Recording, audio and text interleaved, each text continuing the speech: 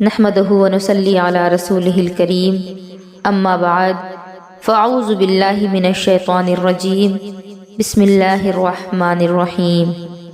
معزز سامعین و سامعات، السلام علیکم ورحمۃ اللہ وبرکاتہ۔ آج ہمارے معاشرے میں بے پردگی، بے حیائی عام ہو گئی ہے، اور آج ہر نوجوان یہ چاہتا ہے کہ اسے پاک اور باحیا عورت ملے، اس کی بیوی پاک باز ہو، پاکیزہ ہو، حیا والی ہو، پردہ کرتی ہو۔ لیکن میں ان نوجوانوں سے کہنا چاہوں گی کہ تم تو چاہتے ہو کہ تمہاری بیویاں پاک باز ہوں، پاک دامن ہوں، لیکن کیا کبھی تم نے یہ غور کیا کہ تم خود کتنے پاک دامن ہو؟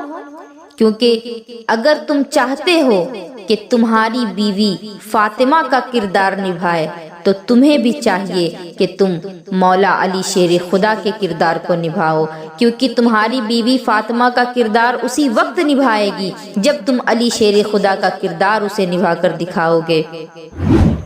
حضرت ہارون بن موسیٰ کہتے ہیں کہ میں تابعی ہوں، اور شاگرد کس کے ہیں؟ حضرت انس بن مالک رضی اللہ تعالیٰ عنہ کے شاگرد ہیں۔ حضرت انس بن مالک ہمارے آقا علیہ الصلوۃ والسلام کے غلام ہیں، اور یہ غلام کے غلام غریب آدمی چھوٹی چھوٹی ٹوکریاں جس میں پھل رکھا جاتا ہے انہیں بیچ کر گزارا کرتے تھے۔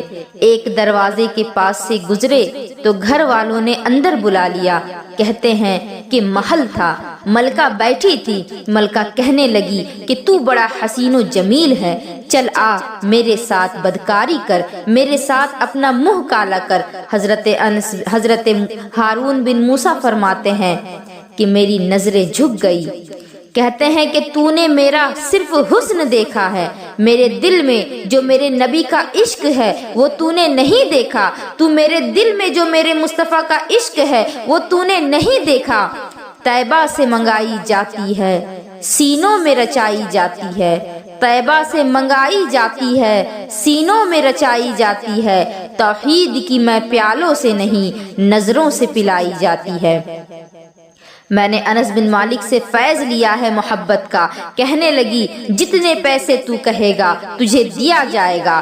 میرے قوم کے جوانوں، کسی غیر محرمہ، کسی غیر مسلمہ عورت کے قریب بھی مت جانا، صرف پیسہ اکٹھا کرنے کے لیے، صرف پاسپورٹ بنوانے کے لیے، کاغذ بنوانے کے لیے۔ دیکھو نبی کے ماننے والے کیسے ہوتے ہیں۔ کہا نہیں، تو نے نہیں دیکھا کہ ہم کون ہیں؟ ہم پاک رسول کے ماننے والے ہیں، پاک نبی کا پاک قرآن پڑھتے ہیں، پاک دین ہے ہمارا، پاک ذہن ہے ہمارا، ہماری نظر پاک، ہمارا عقیدہ بھی پاک، ہمارا نظریہ بھی پاک، اللہ نے ہمارے سینے بھی پاک رکھے ہیں۔ خبردار اس طرح کی باتیں مجھ سے نہ کر۔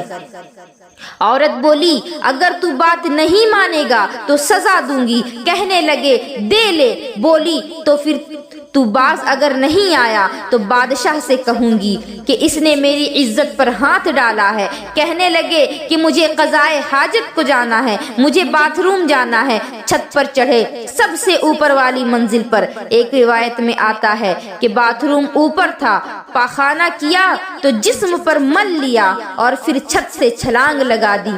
کہتے ہیں کہ یوں زمین پر آیا جیسے ماں بچے کو زمین پر بٹھاتی ہے۔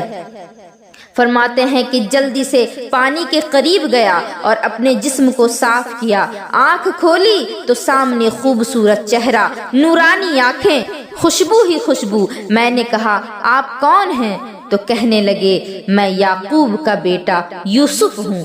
سبحان اللہ، حضرت یوسف علیہ السلام ہوں۔ پتا ہے تجھے زمین پر کس نے رکھا؟ کہا نہیں۔ فرمایا تو پاک ہے، تو پاکیزہ نظر والا ہے، تو پاک سوچ والا ہے۔ حضرت جبرائیل پہلے وحی لے کر آیا کرتے تھے، آج ایک بار پھر زمین پر آئے ہیں، پر پہ تجھے بٹھا کر زمین پر چھوڑ گئے اور کہا آ جا، سینے سے لگ جا۔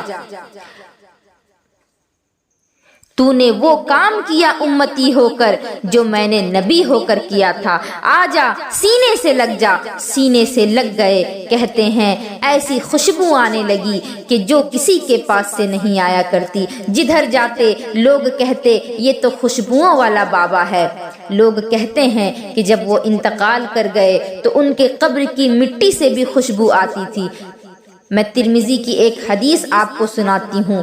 کفل بنی اسرائیل کا ایک آدمی تھا۔ میرے رسول پاک علیہ الصلوۃ والسلام فرماتے ہیں کہ بڑے عیب کرتا تھا، بہت گنہگار تھا، کئی عورتوں سے اس کا چکر تھا، برائیاں اتنی کہ حد ہو گئی، نفس و شیطان اس پر غالب تھے۔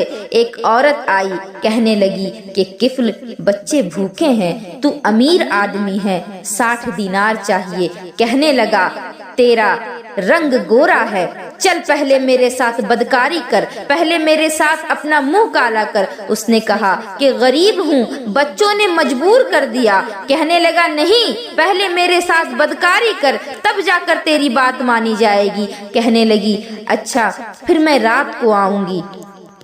عورت رات کو آئی، کفل نے ہاتھ آگے بڑھایا تو بیوی کانپنے لگی، کہنے لگا کہ کوئی نہیں دیکھ رہا۔ بیوی کہنے لگی کہ ذرا اندر کی آنکھیں کھول، اللہ تو دیکھ رہا ہے۔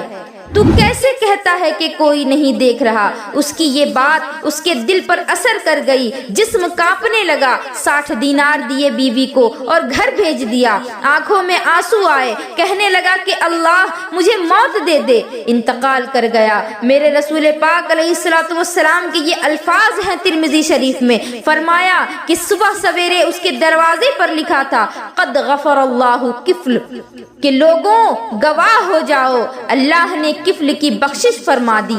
آپ غور کریں کہ وہ اس قدر گنہگار بندہ، جب اس نے توبہ کی تو اللہ نے اسے معاف فرمایا۔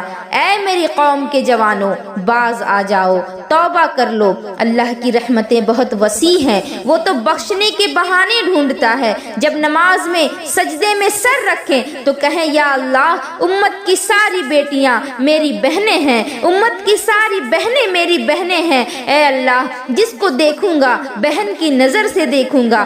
یاد رکھیں میرے آقا نے فرمایا جس کو نماز میں مزہ نہیں آتا، اللہ کے ذکر میں مزہ نہیں آتا، وہ اپنی نظر پاک کر لے۔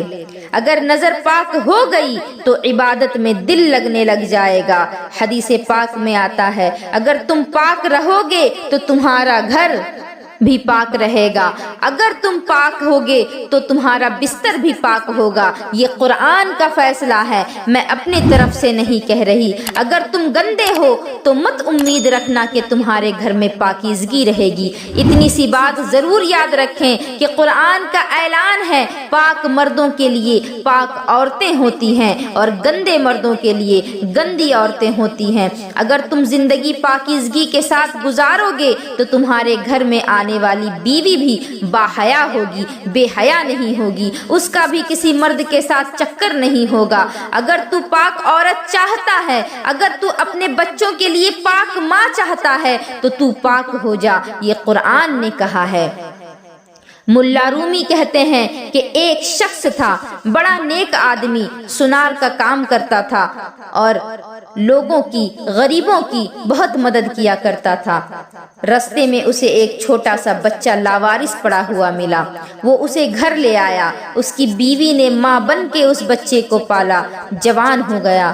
وہ سنار کہتا ہے کہ زندگی بھر نظر خراب نہیں ہوئی، پتہ نہیں کیا جرم ہو گیا بڑھاپے میں کہ عورت کے ہاتھ میں چوڑی ڈالنے لگا تو اس کی نرم و نازک کلائی نے مجھے مائل کیا، شہوت کے ساتھ اس کے ہاتھوں میں ہاتھ رکھا، بس ہاتھ ہی رکھا تھا اور گھر گیا تو بیوی دروازے پر کھڑی تھی۔ میں نے کہا کیا ہوا ہے، دروازے پہ کیوں کھڑی ہے؟ کہنے لگی سچ بتا تو نے آج کوئی سامعین و سامعات، اگر آپ چاہتے ہیں کہ آپ کا گھر بچ جائے تو میرے عزیزوں اپنی نظروں کی حفاظت کریں۔ نظر شیطان کے تیروں میں سے ایک تیر ہے۔ جوانوں اگر کبھی میسج کرنا ہو تو پھر میرے آقا کی دین کا پیغام میسج کیا کرو، نیکی کی دعوت دو کہ آج میں نے اتنا درود پاک پڑھا، تو بھی پڑھ، موبائل کو ان کاموں میں لگاؤ۔ آپ کو ابھی تک یہ بات سمجھ میں نہیں آئی کہ انگریزوں نے یہ موبائل ہمیں کس لیے دیا؟ صرف اور صرف گناہوں اور گندگی کو پھیلانے کے لیے۔ وہ چاہتے ہیں کہ جوانوں کو دین سے دور کر دیں، نبی پاک سے تمہارے عشق کا تار توڑ دیں، تمہیں عورتوں کے پیچھے الجھا دیں۔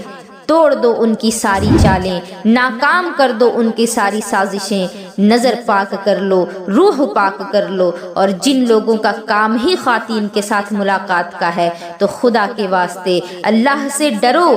جب بھی کوئی عورت تمہاری دکان پر آئے تو سمجھو کہ میری بہن سامان لینے آئی ہے، میری ماں سامان لینے آئی ہے، میری بیٹی سامان لینے آئی ہے۔ اور آپ سے میری گزارش ہے کہ یہ کزن والا معاملہ ختم کریں۔ اگر بھائی ناراض ہوتا ہے تو ہونے دیں، کوئی حرج نہیں۔ اگر خالہ ناراض ہوتی ہے تو ہونے دیں، کوئی حرج نہیں۔ ہمیں اسلام اس کی اجازت نہیں دیتا۔ اور اللہ اکبر، سب سے بڑی آفت تو یہ ہے کہ شوہر کہتا ہے کہ تو میرے چھوٹے بھائی کے کپڑے نہیں دھوتی۔ میرے نبی نے فرمایا دیور زہر ہے، زہر دیور موت ہے۔ اور زہر کے بارے میں تم کہتے ہو کہ اس کے کپڑے دھو، اس کے جوتے پالش کرو۔ دیور کو زہر کہا ہے رسول پاک نے۔ اور اصل برائی تو یہ ہے کہ دیور کی منت کرو، کزن کی منت کرو۔ تمہیں تو کہنا یہ چاہیے تھا کہ بیٹا اب تو جوان ہو گیا ہے، آ اور ہمارے درمیان بیٹھ۔ کوئی اجازت نہیں کزن کو کہ اپنی کزن کو موٹر سائیکل پر بٹھائے اور بازار لے کر جائے۔ کوئی اجازت نہیں کسی کو بھی کہ وہ کسی کے ساتھ اس قسم کی کوئی حرکت کرے، کوئی تعلق رکھے۔ گھر میں ضرور آ کر بیٹھیں، لیکن جہاں سب لوگ بیٹھتے ہیں وہاں بیٹھیں۔ تنہائی میں اپنی کزنز کے پاس نہ جایا کریں۔ یہ جوانی آوارہ پھرنے کے لیے نہیں، دین کی خدمت کرنے کے لیے ہے۔ نماز کی پابندی کرو، قرآن کی تلاوت کرو، تجوید سیکھو، تلفظ درست کرو، ضروریات دین سیکھو، دین کے معاملات میں دلچسپی لو اور اپنے وقت کو برے کاموں میں نہ لگاؤ، کیونکہ یہ وقت تو نکل ہی رہا ہے۔ تو جب یہ نکل رہا ہے تو ان کو اچھے کاموں میں لگا کر ضائع کرو، ان کو اچھے کاموں میں لگا کر نکالو، برے کاموں میں ضائع نہ کرو، کیونکہ گیا وقت پھر ہاتھ آتا نہیں۔ جب تمہاری موت قریب آ جائے گی، جب تمہاری موت کا وقت آ جائے گا تو پھر تمہیں کوئی مہلت نہیں ملے گی کہ تم ایک نیکی بھی کر سکو۔ اسی لیے آج وقت ہے، آج سدھر جاؤ، ورنہ کل افسوس کے سوا دامن میں کچھ بھی نہیں ہوگا۔ وآخر دعوانا ان الحمد للہ رب العالمین وما علینا الا البلاغ۔ السلام علیکم ورحمۃ اللہ وبرکاتہ۔